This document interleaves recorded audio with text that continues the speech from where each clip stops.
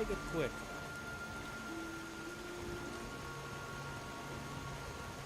Greetings, traveler. My name is Gerrod. What brings you here to this remote outpost? Good for you. I used to wander myself back in my youth. Only not with my feet so much as my eyes. Then I met my first wife, and for a time I only had eyes for her. A very short time, as it so happens. 3 wives later, and I'm still wandering. You're scaring me, stranger. I dislike my former spouses and pray to the divines every night they die a painful, horrible death. But I want nothing to do with it. I'm not one for violence. You're half right. I was always great at getting married, but staying married was another issue altogether. I don't know why either. I'm a docile man, never raised my voice, never unfaithful to any of them. Just unlucky in love, I guess. I don't know if you have a spouse, but if you ever want to know what married life is like, it's pretty easy to replicate. Fill a bucket with spiders, place it on your head, and then bang it all night with a spoon. Now, if you want the gory details, I can give you those too. Maybe passing on some frightening tales will scare you off making your own prison vows. I had been exploring a dwarven ruin, working my way through a long passageway that led to a balcony overlooking a deep pit. She came bursting through from the opposite balcony, a redguard mage in blue robes. For an instant, our eyes met. Our wordless stare saying what we both already knew. The treasure lied somewhere at the bottom, about the same distance from both of us. It was an old-fashioned foot race. I must have stared a little too long, because before I knew it, she'd made it halfway down the walkway. But while she was fast, I was faster, and a better fighter. I sped down to the ground floor, storming through armies of dwarven spiders. At last I reached the Great Hall, where the treasure awaited, sitting on a platform of smooth stone. Only when I reached out to open it, I found my hand frozen in place. I take it you're not too familiar with magic then, or at least that particular spell. I was paralyzed. Turns out the mage was skilled in alteration. She let me get ahead of her so I could clear the ruins. And when I was but a hair's breadth away from my prize, she made her move. I stood there helpless as she walked right past me and opened the chest. After taking a peek inside, to my surprise, she closed it. It turns out she was less interested in the contents of the chest as she was in what lay under my curious. We spent the next 6 nights together and got married on the 7th. Funny thing is, the first thing she ever said to me was, "I do." If only it were the last thing she ever said, too. You know, I never did find out what was in that treasure chest. My second wife was a good woman, but a terrible cook. Put condiments on everything. Pickled sauces from Cyrodiil, mustard and mayonnaise from High Rock, always with the Breton mayonnaise, on salads, meats, and cakes. If you've ever had it, it's the disgusting slime made from egg yolk, lemon juice, and oil of the olive. She even thought it made an adequate substitute for sunshine sauce. I've never tasted a worse souffle in all my years. The one thing it does go well with is bread. And of course she never bothered to use it as a spread. I swallowed that garbage for 3 years, but never complained. I hate confrontations almost as much as I hate violence. What I did is stop showing up for meals. She thought I was cheating.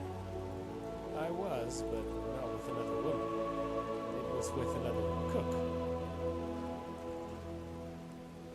Well, if nothing else, I tried something different. The first wife wasn't much of a talker, and the second wife was a bad cook.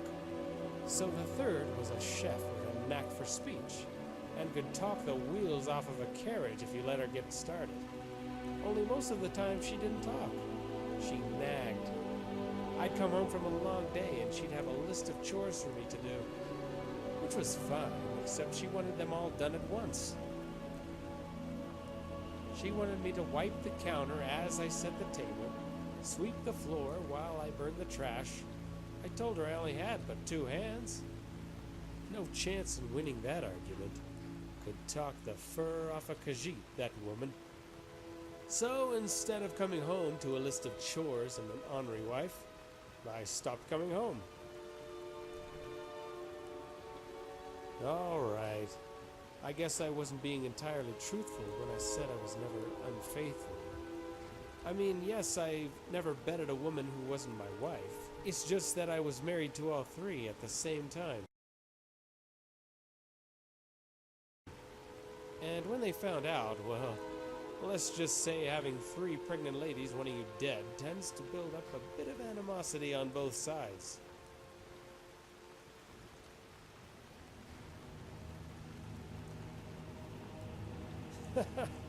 I wouldn't go that far. What I did wasn't something to be proud of, but it certainly isn't worth the sentence I've been given. My wives aimed to kill me, placing a bounty on my head with the very gold I offered to them as support. My secret is simple. It's a lot easier to evade a dead man than a live one. And I've killed every sellsword those harpies have sent after me. Truth is, I don't live in this remote outpost to run from my pursuers. I do it to trap them. The cliffs provide an excellent vantage point. The terrain is mostly uphill, and there's plenty of cover to hide and ambush a group of mercs.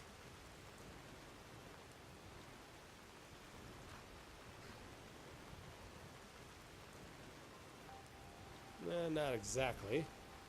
My wives aren't fools. They pay some in advance, but the full bounty isn't paid until my head is stuffed and mounted on their door. Yeah, did I forget to mention that they're all living together now? Bunking together like a nest of hag ravens?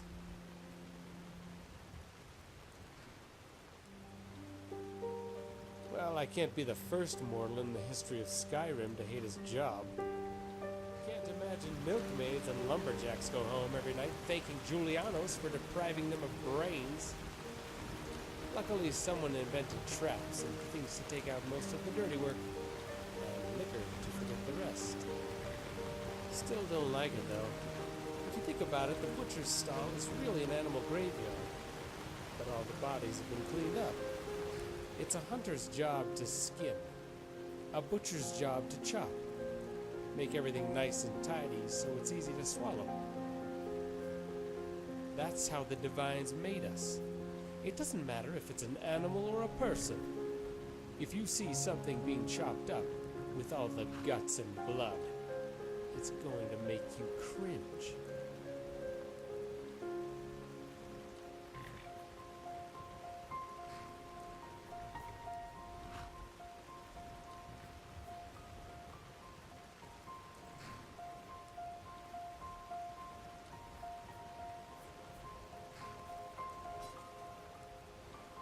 Huh. Maybe you've got a point. I guess what I'm talking about is more of an unintentional side effect. Good. Real good. Ever since the Great War, the Nordfolk have been dumping their septims and going back to the old ways. See, if the Empire crumbles, most people figure the old coins might not be worth the rag I used to wipe my bottom. In the days of Nordic kings, furs were the most common currency.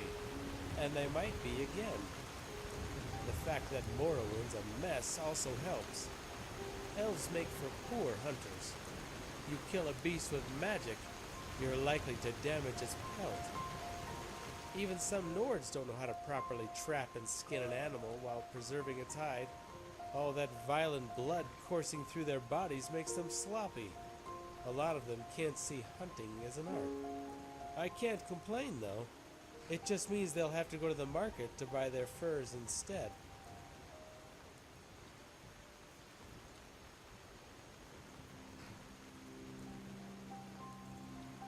Exactly! There's going to be a lot of profit in furs, enough to make every hunter from here to Falkreath rich. Well, I'll be making my ex-wives rich mostly. But maybe Arcay will do me a favor and throw one of them into a volcano. A fur trader came by the other day and offered me an excellent price on a pair of foxskins. Too good of a price. I walked over to the table with my back turned. He thought I was counting the skins when I was really reaching for the dagger underneath them. I turned and stuck him in the belly just as he raised his knife to my neck.